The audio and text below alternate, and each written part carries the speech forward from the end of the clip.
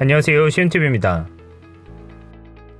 도널드 트럼프 미국 대통령이 북대서양 조약기구, 즉 나토 회원국의 방위비 지출 인상이 자신의 덕이라며 자화자찬했습니다. 하지만 실상은 달랐습니다. 트럼프 대통령 취임 전부터 이미 일부 국가가 방위비 지출을 늘려온 것으로 나타났습니다. 트럼프 대통령은 지난 2일 자신의 트위터에 내가 취임한 뒤로 나토 동맹들이 자신의 의무를 다하는 숫자가 2배 이상 늘어났다고 주장했습니다. 자신이 나서서 나토 회원국들의 국내 총생산 대비 방위비를 늘리라고 압박한 덕에 이들 국가가 방위비를 증액했다고 자화자찬한 것입니다. 하지만 3일 미국 외교 전문 매체인 포린 폴리시에 따르면 나토의 여러 회원국이 트럼프 대통령이 취임하기 2년 전인 2015년부터 국방 예산을 늘려가기 시작한 것으로 확인되었습니다.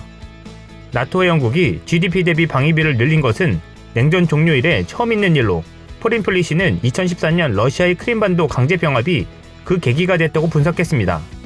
바로 그해 나토 회원국들은 2024년까지 GDP 대비 방위비를 2%까지 늘리기로 약속했습니다. 트럼프 대통령은 국방 예산이 GDP 대비 2%에 미치지 못하는 국가들을 나토의 빚을 진 국가처럼 묘사하며 압박을 가하고 있습니다. 그러나 나토에 대한 동맹국들의 기여는 각국이 사정이 되는 대로 자국 국방 예산을 늘리는 방식으로 이뤄지고 있으며 GDP 대비 2%도 자율적으로 달성할 합의의 성격이 있습니다. 29개 나토 회원국 가운데 이 방위비 가이드라인을 충족하거나 이를 달성한 국가는 9개에 불과한 실정입니다. 하지만 몇몇 회원국이 공격적으로 방위비를 늘려나가고 있어 이 숫자는 더욱 늘어날 것으로 보입니다.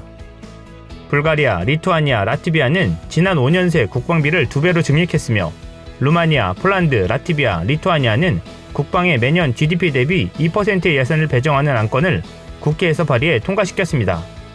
특히 불가리아 같은 경우 국방 예산을 꾸준히 늘리며 올해 기준 GDP 대비 방위비 비율이 미국 3.42%에 이어 두 번째로 높은 3.25%를 기록했습니다.